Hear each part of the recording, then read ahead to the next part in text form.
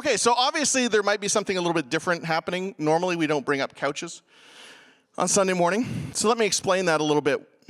But before I do that, I want to remind you of a story in Scripture that you may not have thought about for a little while. Luke chapter 16 has a very interesting story in it. It's called the parable of the shrewd manager. And it's an interesting story because in one sense, it seems like Jesus is endorsing something that we would normally consider naughty behavior. So the story goes like this. There was a man who worked for another man, managing his wealth and properties.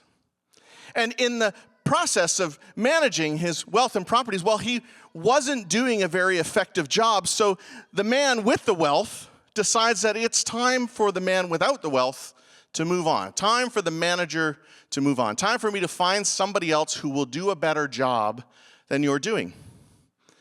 But for some reason, the rich man gives the manager a heads up.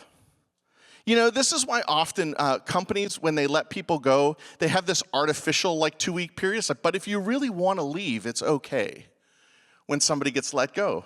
Right? Because we're all a little bit concerned about what happens if somebody knows they're getting fired and how would they come to work and how might they potentially abuse. Well, I think the warning might originate in this story because that's exactly what happens. He's like, hey, in 2 weeks, I'm going to let you go. And the shrewd manager decides that he's going to spend the next 2 weeks setting himself up for the future. So he calls in several of the rich man's accounts and says, hey, how much do you owe my boss? And one man gives his account and another man gives his account. And in each case, he says, why don't you take off several barrels of the olive oil that you owe my manager? Why don't you take off from your debt several of the bales of hay? In other words, he reduces their debt. It would be like calling the bank and saying to the bank, hey, can you just reduce my credit card debt by 20%? Like for fun, right? Very much similar. And why does he do this? And why does Jesus commend him for this? Well, it actually calls him a dishonest manager. But Jesus is telling this to make a point. Now, there are several layers to the story, and there are several things we could take away. But the one that I want us to be conscientious of this morning is this. One of the reasons this manager is commended is because he actually goes ahead and plans for the future. It's my experience that in many ways, the conversations that I have with people as pastor are when people are in crisis mode, when things have gotten to such a bad place that they can't ignore it anymore. And it's kind of like preventative maintenance, except we're doing a really bad job on preventative maintenance in our life. If we think about it from the perspective of your car, you know, when I was 20 years old and I first met Melissa, I didn't own a car. I didn't even have my license. She was the one who had the car. And so when we got married, we had this little 1992 Acura Integra, which was 10 years old. And when my dad came to visit us 1 year after we got married, this is the first time I really learned about preventative maintenance. He came and he took one look at my car and said, do you know your tires are almost bald? And I said, no, they have treads on them, look. But I didn't know that there was a certain point at which the tires should be replaced. And I was living in Calgary at the time, and these were not snow tires, just to give context. Okay, so I had these wee little sport tires with almost no tread on them, skiing down hills and slopes on the streets of Calgary, right?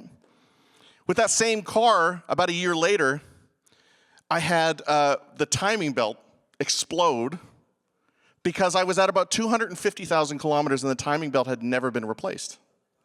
Now, if you know anything about cars and timing belts, you know that I'm about 100,000 kilometers over the time when I should take care of the timing belt. I had no idea the car even had a timing belt. So I took it to my mechanic, and he was like, you are the luckiest son of a gun on the planet. I said, oh? He's like, you're supposed to replace this 100,000 kilometers ago. It's in the regular maintenance manual. I was like, what regular maintenance manual? I inherited this car from my wife. I have no idea what this is. I'm the worst at stuff like this, by the way. He told me, there's a regular time when you're supposed to do this. Why? Because if you don't do it, what often happens is the timing belt breaks. And when the timing belt breaks, it's spinning around on the rotor that it's on, and it takes out a whole bunch of the rest of your engine while it goes. And what you actually have to do is replace your engine. If you don't do the maintenance work first to make sure the timing belt never blows up, you might actually have a much more serious problem on your hands. This idea of preventative maintenance and putting in work before it's required seems to me to be most prevalent in the area of our relationships, specifically in the area of people's marriages. Most often, what I experience is that when people come and have a conversation with myself or Melissa or Clary or any of the other pastors that I know, it's at the point where things have almost gotten so bad that the relationship might not survive. And what I want to do this morning is I want to present to each one of you an opportunity to think about your relationships and do some maintenance work on them before they get bad. Now, you might be sitting here saying, look, I'm not married right now. That's okay. There are still things you can learn about relationships through the conversation that we're going to have this morning. And what I've done is I've invited a couple of couples who came to me to let me know about positive experiences they had with a marriage seminar put on by Family Life Canada. We're going to have a week conversation about that. And the reason that we're having a conversation about it is to let you guys know that the resource exists because we care about your relationships and we care about your marriages. The next one of those is going to happen in February, towards the end of February, in Victoria. And we're trying to see if we can put a group of people together who might want to go and experience this conference together. Now, we'll explain all the details as the morning goes on, but right now I'm going to ask if Luke and Debbie and Steve and Iris would come and join me. If you guys want to give them a warm welcome as they come up. Was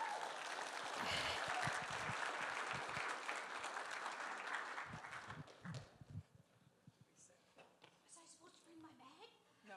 No, you don't need to bring your bag unless you want to. All right. Does this work? Welcome, guys. Thanks so much. I had the opportunity to have dinner with both of these couples earlier this week, and we had a short conversation, which we're going to try to replicate here. And the reason that I've invited these specific couples is because they have experience with this seminar. And I want you to hear a bit of their experience and how I think you'll hear it's been very positive for them, and give some contemplation to, is this something that might help out in my relationships, in my marriage, okay? So, what I'm gonna ask first is if, gals, would you do us the honor of introducing yourselves and your spouse? Tell us a little bit about your family, and we'll start right there, okay? Oh, let me help you turn that on. Yep. Everybody needs to move it towards the dash. It's coming. Okay. Both Debbie and I are nervous. My husband and I have been married 47 years this last August. Yeah. I always looked at it as an adventure because there's ups and downs and joys and hard times. And we had 5 kids, and some of them attend here, I think most of them. And they are a joy, and their spouses and their grandchildren. We have 16 grandchildren. we live in, almost 16. Well, 16, because we're pro-life. Anyway, so we live in Pitt Meadows. We've lived in Pitt Meadows our whole married life, and I have been privileged to stay at home, and Steve's done a successful business of plumbing and contracting, and I homeschooled our kids for 12 years, all 5 of them, and Steve said, the hard part about homeschooling for you, Iris, is you have to learn it first before you teach it. I think that's a compliment. I'll take it as a compliment. Anyway, this is Steve. Morning. Debbie? I'm Debbie. This is my husband, Luke Smith. We have 3 adopted children that we adopted 7 years ago. We've been married almost 14 years next month. we have, Yes, you can clap for people married 14 years too. Because it's still about double the national average, so way to go. No, that's fantastic. Can you tell us, so two couples in very different spaces in your relationship, right? Luke and Debbie, you're in the thick of raising 3 kids, right? And Steve and Iris, you're on the far other side. Most of your kids have kids. And so very different places in your relationship. So can you tell us a little bit, this is a question for anybody who wants to answer. Can you tell us a little bit about why you thought to go and do a marriage seminar at this point in your relationship? Let's start with you guys first, because you went before we did, and because you guys went, we went. We found out about it from Debbie, yes.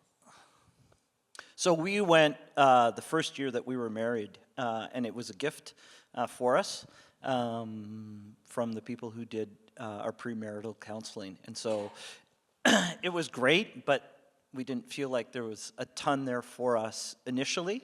But 14 years later, 3 kids, all of those things that intentionally that you do at the beginning because you're in love and staring wide-eyed at one another, some of those things are taken away by the sheer lack of sleep.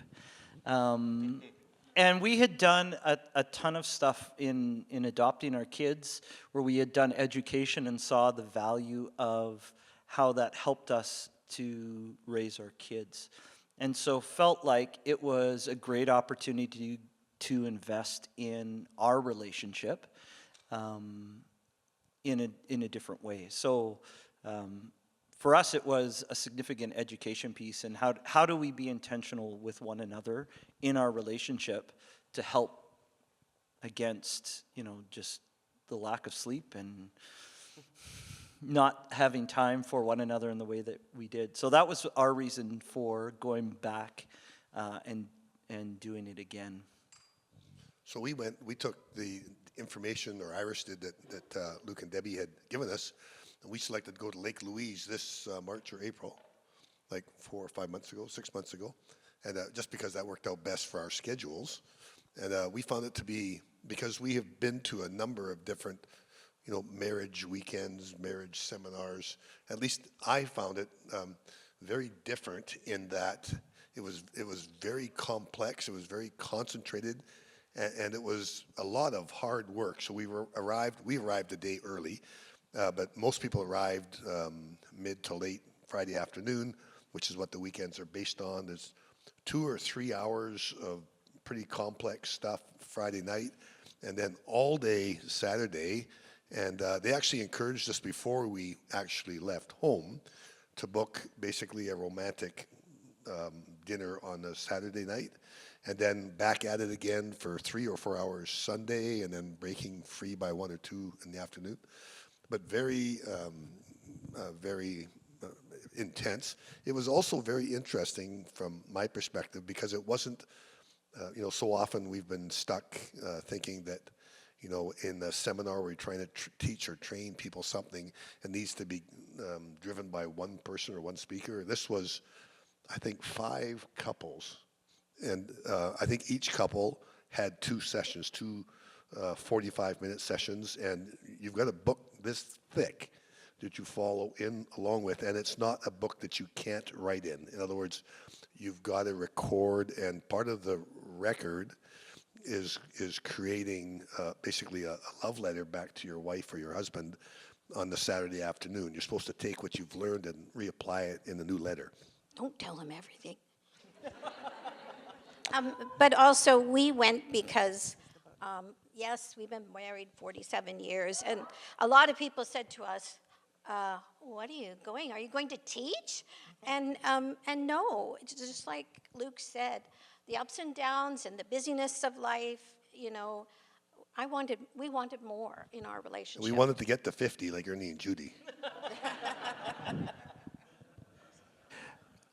Iris, can you tell us a little bit about, I know there's a particular practice for you guys that you picked up and you've held on to that's been really important in your marriage over the last 6 months. Can you tell us a little bit about that?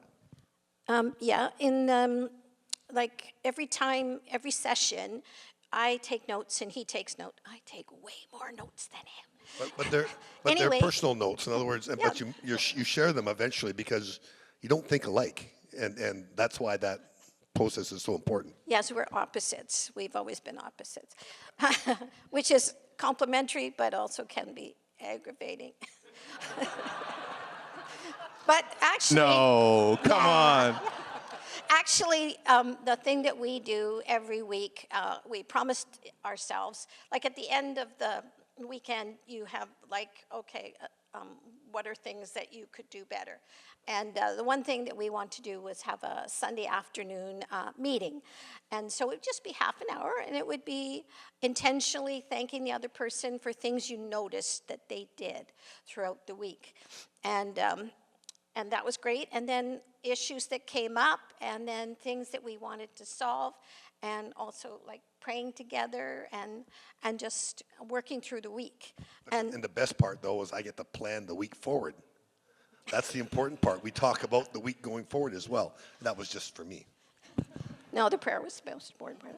So to be clear, you have a half-hour meeting booked with each other. Yes, on And- Sunday afternoon. And you almost always do it? Yeah, and a couple times we had to bump it. And so we did it on Monday. And then like 1 week, we had a really, really hard week. And so we said we had spent lots of time together that week. And so we skipped it that week. That's extraordinary. Like the discipline to make it happen every week is amazing, because I don't know about you guys, but like in our relationship, there have been many times where we've been like, you know what we need? We need a date night, you know?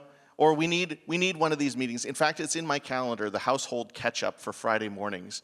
And I put it in my calendar about 2 months ago. I think we've done one since then. You know, like it's... Tim, in a nutshell, though, it takes 4 weeks. Yeah. It takes 4 weeks for it to become a pattern. Yeah. And you start to catch on. It's all okay. That's brilliant. Brilliant. Deb, Luke, were there a particular tool that you took away in communication, or that's really helped your marriage?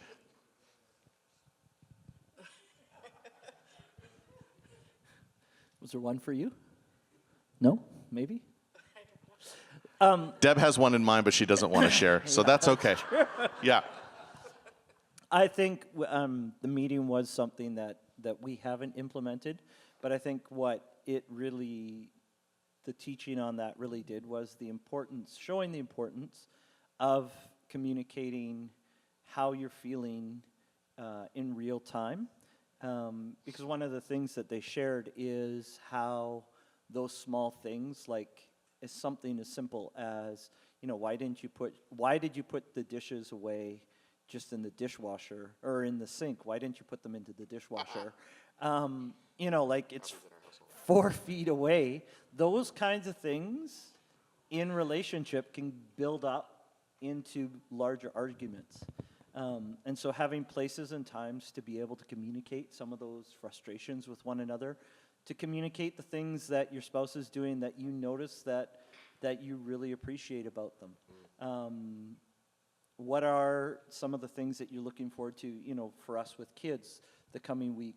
You know, we will often talk about, hey, what's going on with our kids?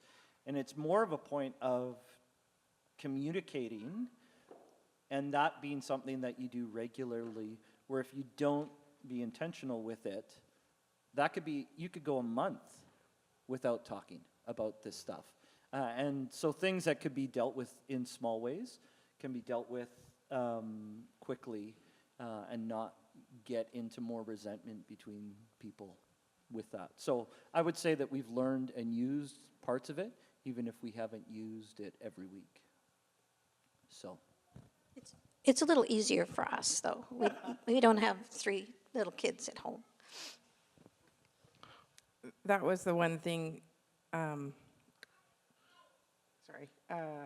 during each of the sessions, they kind of give you time to talk to your spouse about a question or something, time for reflection.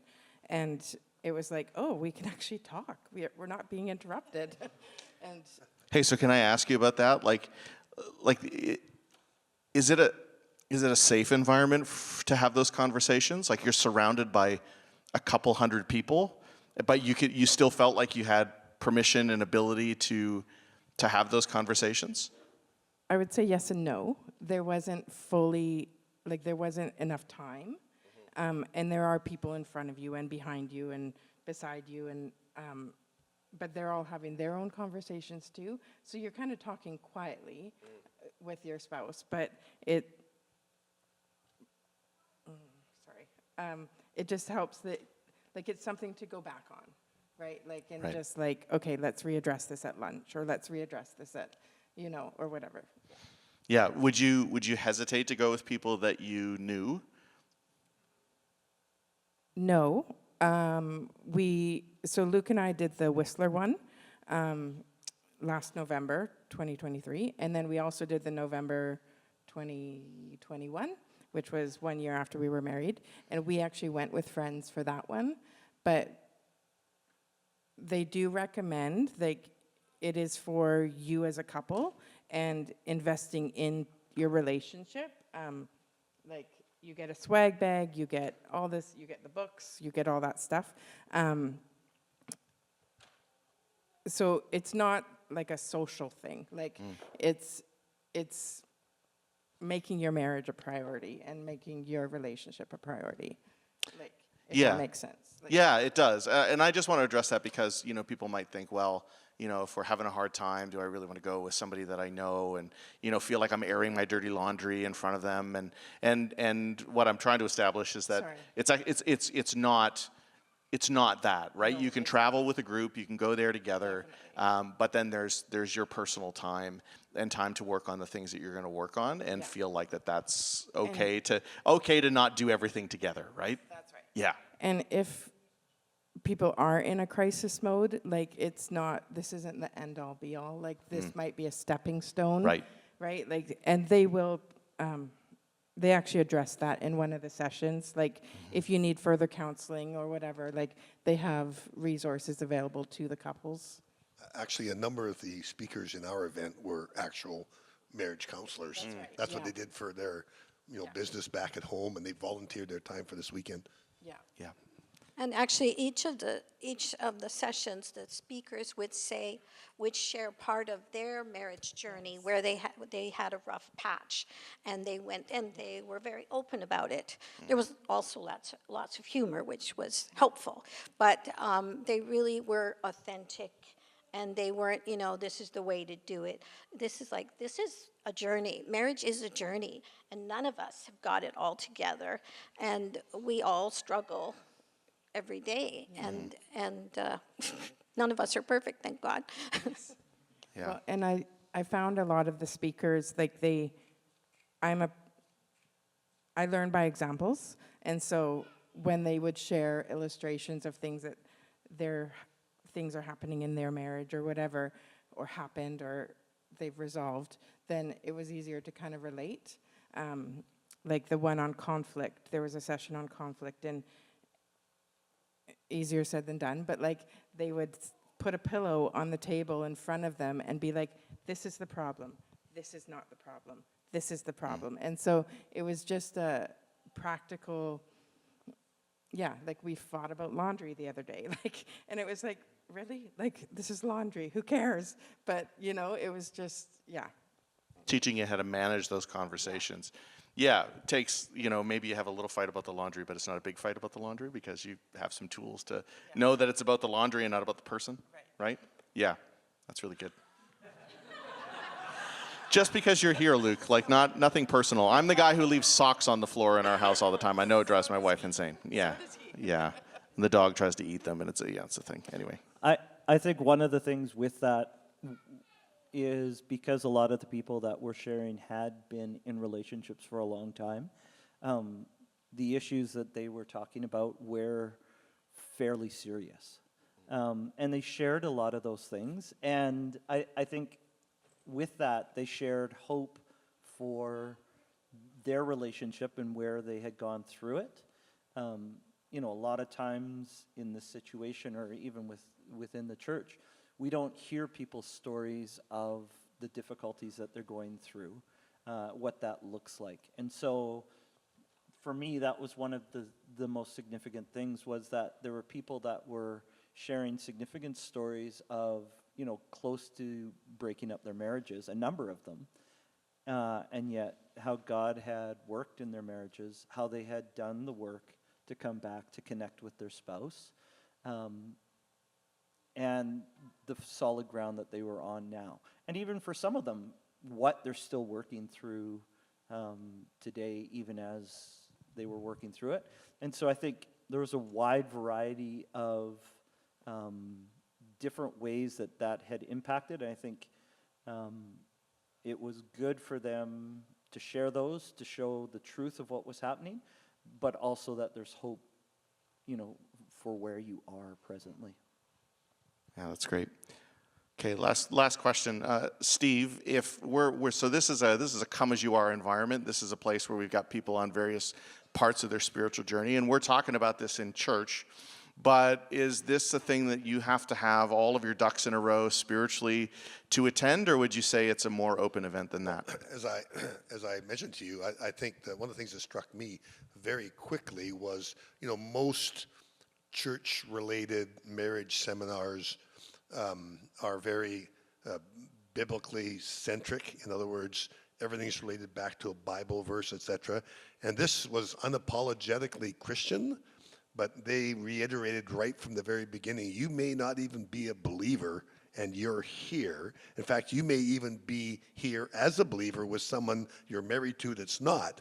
But the reality is there was an atmosphere that was hugely accepting of whoever you were at whatever state. I believe that there were people in our event that weren't even married, lots of them. And I believe there was single people there coming by themselves, getting ready, setting themselves up for marital success by understanding, what to look for, how to solve conflicts, years later, right? Yeah. So it's very, very broad from that perspective. All right. Awesome. Okay, we're nearing the end of our time. Thank you guys so much. I'm going to let you head out. Would you guys just thank these guys for their time this morning and their insight?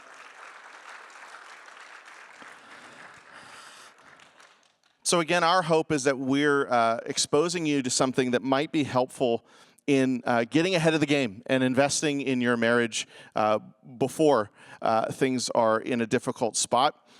We've put a sign-up sheet in our Church Center app. If you don't have the Church Center app yet and you don't know how to sign up, there's a banner in the hallway, or you can see one of our staff. We'd be happy to help you get connected to that. But what we want to know over the next 6 weeks or so is there enough interest for us to get a group together? Because everything gets a little cheaper when you go with a group. I think they've already done a fantastic job making this affordable. If you're an early bird, and that means you signed up at least 18 days before the conference, it's only $199 to attend the conference. The conference happens at the Fairmont in Victoria, which you might go, oh, then the rooms are going to be really expensive. They've actually got a group rate on that as well if you sign up early enough for $229 a night. I don't think you'll get into the Fairmont for $229 a night in under any other circumstances.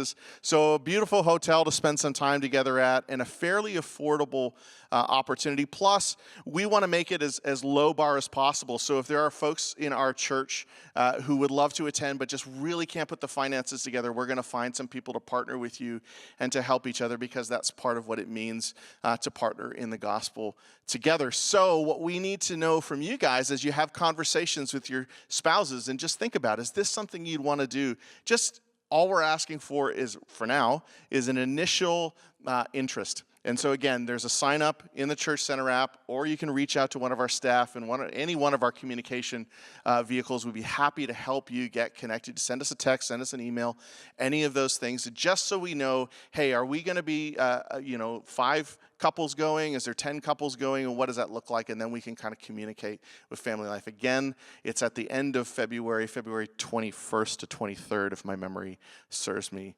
correctly. Thanks, everyone, for this morning. I'm going to invite the worship team to come back. Hopefully, this has been enlightening for you. Maybe you've never heard of Family Life Canada before. Maybe some of these tips and tricks that you heard will help you in communications, not just with your spouse, but with other people that you're connected to. We just want to enable and equip you guys for the journey that you're on. So hopefully, this was a little bit helpful this morning. And just let me pray for each one of us, and then we'll worship together, and that'll be the morning. Jesus, we're thankful that you continue to point us towards wisdom, and that your scripture continues to remind us that in the presence of many counselors, we find success. God, I pray for the relationships and the marriages that are represented here in this room this morning. Pray that you would empower them with the tools that they need and the grace that they need to do their relationships well. God, that you would open up our hearts and our minds and our lives to trust that you have good things in store for us, that your wisdom is for our benefit, that these people that we are on life's journey with through our church are here to help us, that there are tools and there are wisdom and there are supports and there are relationships that we can build so that we know we are not doing life alone. While you are with us always, so often use the experience of another person to show us the way to the life that you deeply want us to experience and live. And so we thank you that you care enough to have planted wisdom in your word that we can read, and planted wisdom in the hearts of friends and church members that we can take advantage of. Come now as we express our love and trust for you. Solidify our hearts for the journey that we have for the next week. And minister to us by your Spirit, we pray in Jesus' name. Amen.